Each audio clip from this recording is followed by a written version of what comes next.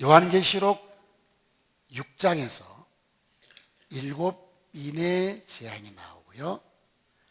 요한계시록 8장에서는 7 나팔의 재앙이 시작이 됩니다. 그 사이 이 7장에서는 7년 대환란 때 구원받을 유대인과 이방인에 대해서 예언을 하고 있습니다. 1절을 읽어보겠습니다. 시작. 이 일 후에 내가 내 천사가 땅 네 모퉁이에 선 것을 보니 땅의 사방의 바람을 붙잡아 바람으로 하여금 땅에나 바다에나 각종 나무에 불지 못하게 하더라. 이 일은 어떤 일일까? 계시록 6장 끝부분에 나오는 6째 인을 뗀 사건을 말하고 있습니다. 6째 인을 떼실 때의 역사 이래로 그렇게 무서운 천재지변은 없었습니다. 얼마나 무서운 천재지변인지 해도 달도 별들도 그 빛을 볼 수가 없었습니다.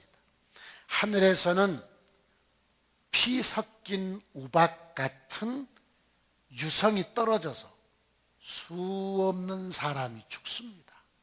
시체가 널브러져서 치울 수도 없습니다. 살아있는 것 자체가 고통이었습니다. 그래서 최고로 높은 지위에 있는 임금들도 부자들도 살아있는 것 자체가 고통이어서 바이아사나 내 위에 떨어져서 이 고통스러운 곳에서 내 생명을 끊어다오 자살 기도를 하고 있었습니다. 여러분, 우리는 가끔 신문 사회면에 또 TV 뉴스에 가족이 가족을 살해하는 장면이 나오고 있습니다. 왜 그러느냐? 불치병에 걸려서 그 통증이 견딜 수가 없는 겁니다. 병원에서는 도저히 치료가 불가능하다고 합니다. 그분 때문에 집안의 살림이 다 날아가서 식구가 모두 거지가 됐습니다. 본인도 자기를 죽여달라고 합니다. 너무 고통스러우니까. 그래서 가족이 울면서 죽여서 살인사건으로 교도소간 그런 것들이 가끔은 신문 사회면에 나올 때가 있지 않습니까?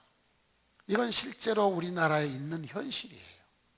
그러니까 이 7년 대환란 중 6째 인을 뗄 때의 모습이 살아있는 것 자체가 고통이니까 자살 기도를 하는 거예요. 그 사건이 있은 후입니다. 아직 7째 인을 떼지 않았습니다. 이 사건 후에 요한이 환상을 보니까 네 천사가 땅 네 모퉁이 동서남북 끄트머리에서 바람을 잡고 있습니다. 근데 여러분, 바람이 눈에 보입니까? 안 보입니까? 안 보이잖아요. 이건 상징적인 이야기입니다. 이 네 바람을 잡고 있는데 이걸 놔버리면 바람이 불 텐데 이걸 꼭 붙잡고 있어요. 왜 붙잡고 있느냐? 땅에나 바다에나 각종 나무에 바람이 불면 엄청난 재난이 일어나니까 이걸 붙잡고 있습니다. 이때 또 다른 한 장면이 나옵니다. 2절, 3절을 읽어보도록 하겠습니다. 2절, 3절 여러분 한번 읽어보세요. 시작. 또 다른 장면이 나오는데 그것은 요한이 이렇게 보니까 다른 한 천사가 나타나서 손에 도장을 갖고 있습니다. 도장. 그리고서 뭐라고 말하는 거니?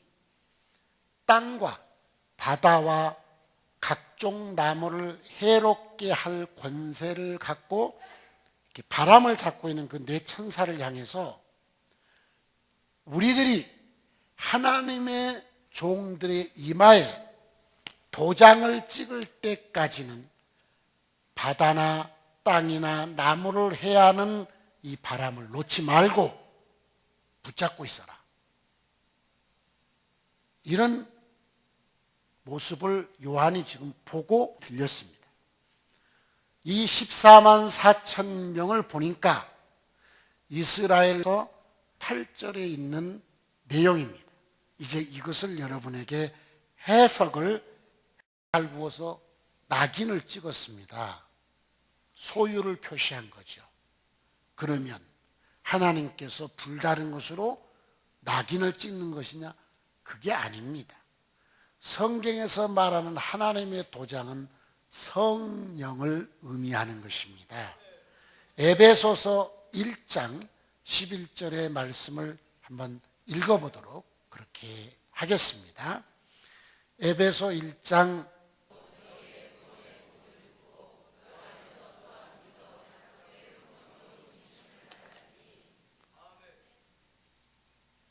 약속의 성령으로 인치심을 받았으니, 그 다음에 고린도 후서 1장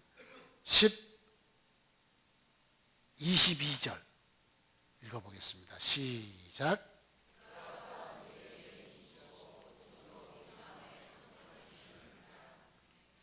그가 또한 우리에게 인치시고 보증으로 우리 마음에 성령을 주셨느니라. 이 두 곳의 말씀뿐만 아니라 여러 곳에 나와 있습니다. 예를 들면 이제 고린도 전서 12장 3절에 보면은 성령이 아니고서는 예수를 구주라 이렇게 시인할 수가 없다는 말씀을 여러분이 잘 알고 있죠.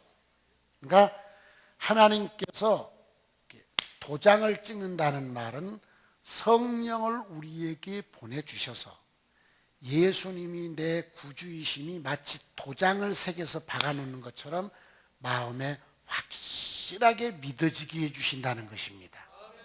할렐루야. 그러니까 예수가 내 구주인지 희미한 사람은 성령의 인치심을 받지 못한 사람이고요. 성령의 인침을 받았다는 말은 아까 얘기한 것처럼 낙인을 찍어 놓은 것처럼 분명한 겁니다. 예수님이 내 구주라는 사실이 너무나 분명하게 믿어지는 것입니다. 이것은 핍박을 통해서도 지워지지 않고 죽인다고 해도 이거 지워지지 않습니다. 그래서 예수 믿는 사람이 예수 믿으면 너 죽인다고 해도 믿는 이유가 뭐냐? 낙인처럼 찍어진 예수에 대한 믿음이 안 지워지니까. 그래서 목을 내놓는 겁니다. 그러면 누구에게 이 도장을 친다고 했느냐? 하나님의 종들이라 하겠습니다. 이 하나님의 종들이 누구냐? 유대인이라고 성경은 말하고 있습니다. 이 유대인들이 각 지파마다 12,000명씩 14만 4천 명이 도장을 받게 될 것이라는 것입니다. 여러분, 이 말씀은 현재 유대인들은 예수를 안 믿습니다. 유대인들은 민족적으로 예수를 거부하고 있습니다. 그래서 이스라엘 나라에서 예수님을 전하기가 아직은 굉장히 힘듭니다. 유대인 중에 기독교로 개종한 사람이 만일 생겨나면 그는 가문에서 완전히 왕따 당합니다. 마치 이슬람이 기독교로 개종하면 왕따 당하는 것 같습니다. 이렇게 지금은 이스라엘 나라가 예수 믿기가 어렵습니다. 그런데 저들이 예수께로 돌아오는 때가 있다는 것입니다. 로마서 11장을 한번 찾아보겠습니다. 로마서 11장에 보면은 유대인들이 망한 것과 다시 돌아올 것에 대한 이야기를 하고 있습니다. 로마서 11장 20절을 보겠습니다. 시작.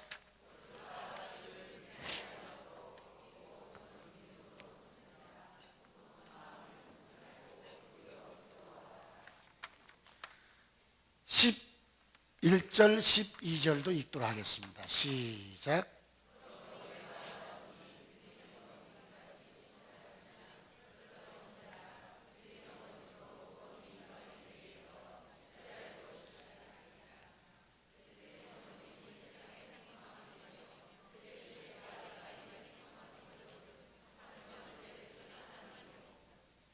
여러분 11장 20절에는 감람나무를 가지고 얘기를 했습니다. 그러니까 이스라엘 나라를 참 감람나무로, 이방인을 돌 감람나무로 표현을 했는데 참 감람나무도 하나님이 꺾어버렸거든. 하물며 이방인인 너희들은 가만두겠느냐 하는 이런 얘기인데, 이게 무슨 얘기인 거니? 하나님께서 인류를 구원하기 위해서 그 아들을 세상에 보내셨지 않습니까? 이 아들을 유대인들이 거부할 뿐만 아니라 십자가에 못 박아 죽인 겁니다.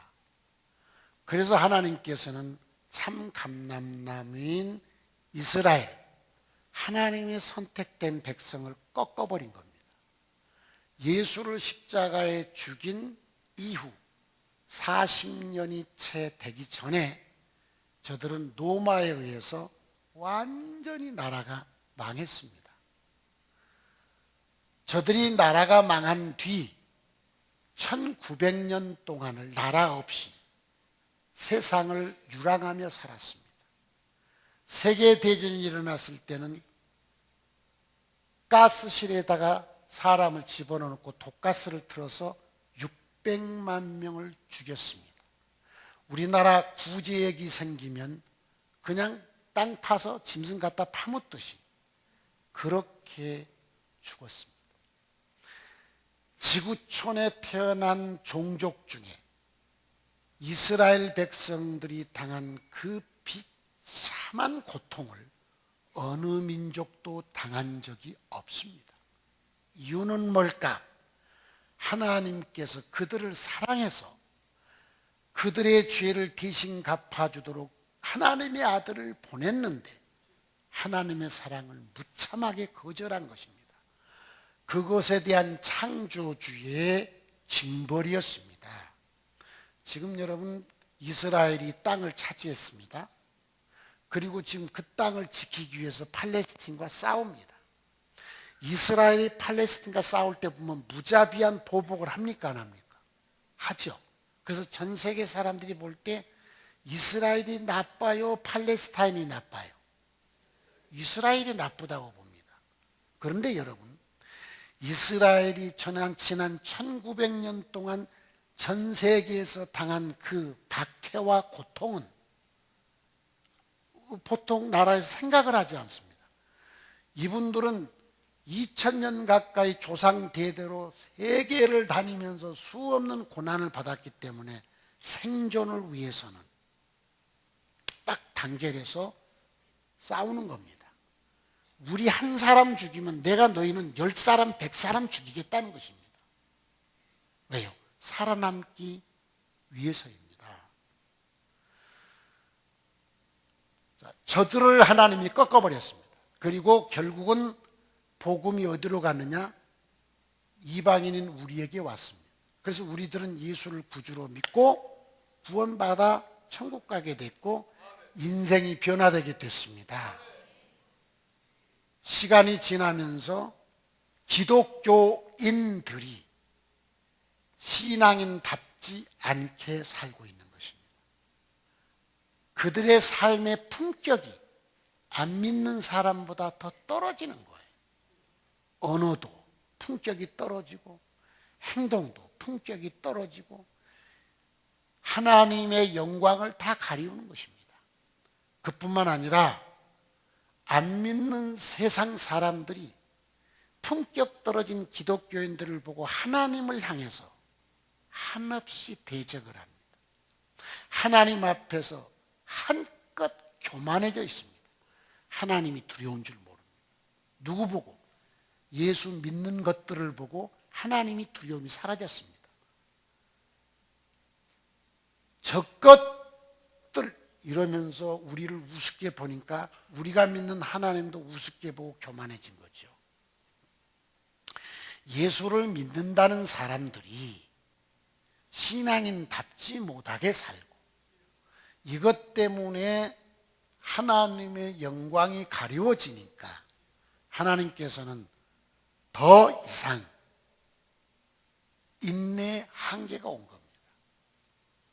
그래서 신앙생활을 잘하는 사람을 골라서 뽑아가지고 하늘나라로 휴고시키고 이제 하나님의 인내에는 끝이 왔으니까 이 땅에 참혹한 재앙을 내리는 겁니다.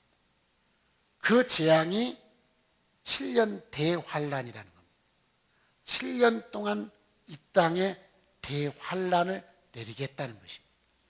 그 대환란이 얼마나 무서운 것인가를 첫째인에서부터 여섯째인까지 여러분이 배웠으니까 아실 것입니다.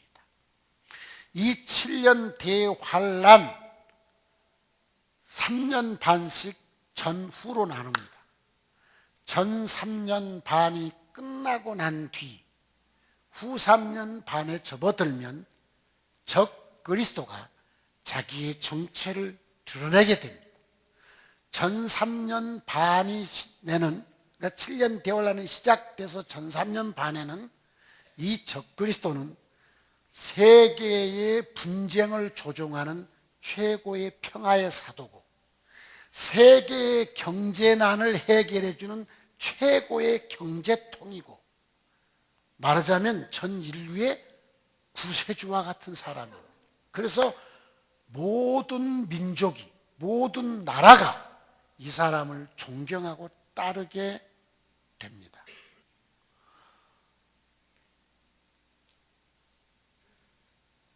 이 사람이 전 3년 반이 딱 끝나고 후 3년 반으로 넘어갈 때 내가 하나님이라고 나섭니다.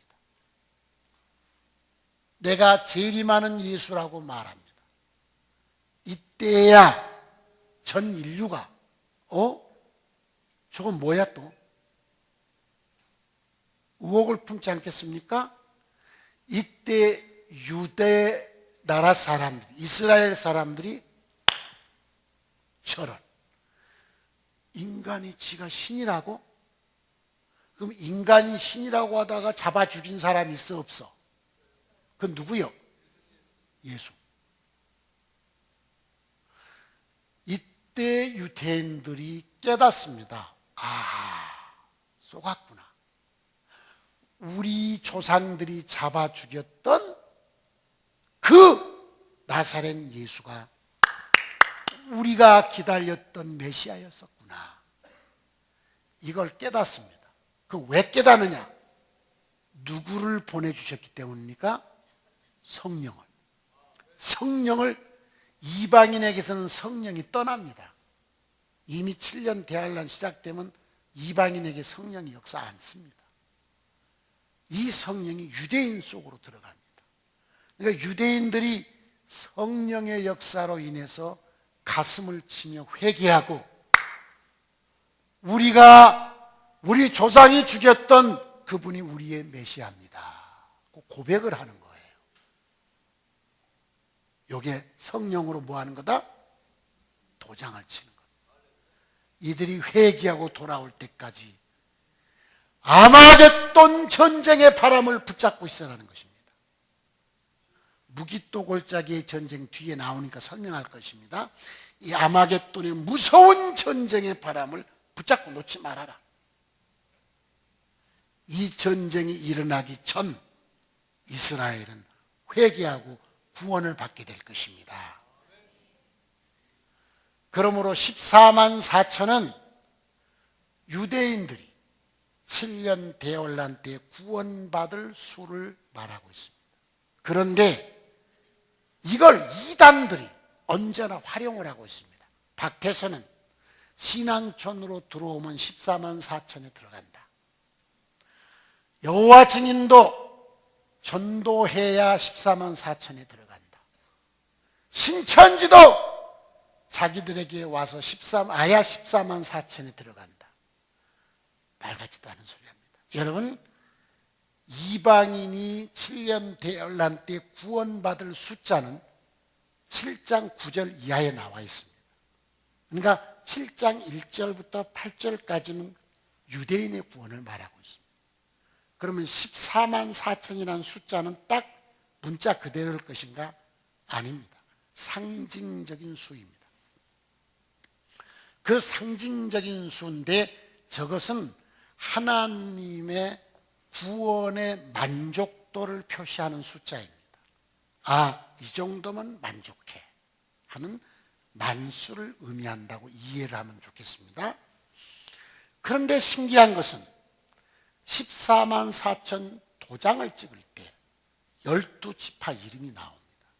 그런데 이 12지파가 창세기에 또 그 여호수아서에나 사사기서에나 땅을 분배할 때나 축복을 할 때 나오는 12지파의 이름하고 다릅니다. 어떻게 다르냐? 이 12지파 속에 창세기나 사사기나 여호수아서나 이게 땅 배분할 때 지파 수에는 4지파가 항상 빠집니다. 4지파는 땅에서 농사 짓고 살지 말라는 것입니다. 이스라엘의 남은 지파가 먹여 살리라는 겁니다. 4지파는 하나님을 섬기는 일만 하라는 거죠. 그래서 4지파가 빠집니다. 그러면 이스라엘의 12아들 중에 4가 빠지면 11지파예요. 그래서 하나님은 요셉이라는 이 11번째 아들에게 2 아들이 있었어요. 므낫세와 에브라임입니다. 이 2 아들을 지파 속으로 집어넣습니다. 그래서 명분상의 장자의 복은 유다가 받았지만 물질적인 장자의 복은 요셉이 받은 겁니다. 그런데 오늘 여기를 보니까 4지파가 들어갔습니다. 그건 당연한 거죠. 왜? 천국에 들어가는 건데 4지파를 빼면 안 되잖아요. 그럼 4지파가 들어가면 요셉 지파만 들어가고 에브라임과 므낫세는 빠져야 되는데 그게 아니네요. 누가 빠졌느냐? 단지파가 빠졌습니다. 그 다음에 에브라임 지파가 빠졌습니다. 2지파가 빠지고 요셉의 큰아들 므낫세는 들어가 있고 요셉의 둘째 아들 에브라임 대신 요셉이 들어가 있습니다. 이름이. 그래서 12지파를 구성하고 있습니다. 그러니까 단지파와 에브라임 지파가 빠졌습니다. 천국에 들어가는 도장을 찍는데 이게 빠졌다 이 말이죠. 왜 그랬느냐? 이유가 설명이 되어 있지 않습니다. 요한계시록에 그 이유가 설명이 없어요. 그러면 우리는 성경을 통해서 그 지파를 더듬어 봐야 되지 않겠습니까? 단지파는 성경을 보니까 사사기 18장에 우상을 섬기는데 앞장선 지파입니다. 그 다음에 창세기 49장에 단지파에 대한 예언이 나와 있는데 단지파에서 독사가 나오리라고 했습니다. 적그리스도가 단지파에서 나올 것을 예시해 줬습니다. 그래서 단지파가 빠지지 않았나 추측해 볼 수 있고요. 에브라임 지파는 여러분 에브라임 지파는 아주 위대한 지파입니다. 유다 지파와 쌍벽을 이룹니다. 전투를 해도 2지파가 전투를 제일 잘합니다. 그런데 이 에브라임 지파는 그렇게 전투를 잘하고 용맹하면서도 꼭 전투해놓고 뒤에 가서 불평을 합니다. 그래서 이스라엘이 행군을 할 때도 하나님은 맨 앞쪽에 유다 지파를 세우고 에브라임을 뒤로 빼돌립니다. 에브라임이 이 지파 명단에서 빠진 이유가 뭘까? 정말 유다 지파와 쌍벽을 이루어서 일을 잘했는데도 빠진 이유는 불평 때문이다. 이렇게 추측을 해볼 수 있습니다. 성도 여러분, 우리는 신앙생활하면서 교회에서 일을 잘할 수 있습니다. 분명히 일 잘합니다. 그런데도 문제가 되는 사람이 있을 수 있다는 걸 기억하세요. 불평하지 마시기 바랍니다. 불평은 하나님이 우상 섬기는 것처럼 싫어하십니다. 하나님이 제일 싫어하는 게 우상 섬기니 하나님보다 더 좋아하는 거. 두 번째로 싫어하는 게 뭐냐? 불평하는 겁니다. 끊임없이 불만 털어놓고. 여러분, 집에서도 불평하는 사람이 있으면 집안이 망가집니다. 맞아요, 안 맞아요? 집에서 부부가 살면서 서로 불평을 해보세요. 그 부부 오래 못 가서 이혼해야 됩니다. 집에서 자식 새끼 키우는데 이놈이 맨날 불평합니다. 그 집안이 마음 평안할 날이 한 번도 없습니다. 어느 집단에 들어가든 불평하면 그 사람 때문에 그 집단은 망가지게 되어 있습니다. 그래서 하나님이 제일 싫어하는 사람이 누구냐? 우상 섬기는 자와 불평하는 자입니다. 이스라엘이 광야에서 모조리 죽임을 당한 이유도 불평 때문입니다. 일 잘하고 불평하니 일 못하고 입 다물고 사시기 바랍니다. 맞아, 안 맞아? 예배당에서 열심히 일하면서 막 불평하니 차라리 일하지 말고 입 꼭 다물고 사는 게 더 낫다 이 말이죠. 맞아. 그러니까 나 일 않고 입 다물고 살래. 그런 멍청한 짓 하지 말고 저를 위해서 일해야 하늘나라 가서 상급받지 않습니까? 불평하지 말라 이 소리예요. 불평. 아셨어요? 근데 일 안 한 사람은 일 안 한 것 때문에 쫄아서 불평 안 씁니다. 근데 일한 사람은 일한 것 때문에 자기를 드러내려고 불평하는 경우가 많습니다. 여러분, 일하고 자기를 드러내려고 하지 마십시오. 절대로 불평하지 마십시오. 우상 섬기지 마십시오. 단지파처럼 에브라임처럼 너 빠져 이러지 말고 하나님이 여러분을 선택하시고 도장 찍어주시고 상 주시는 이런 성도 되기를 주의 이름으로 축원합니다.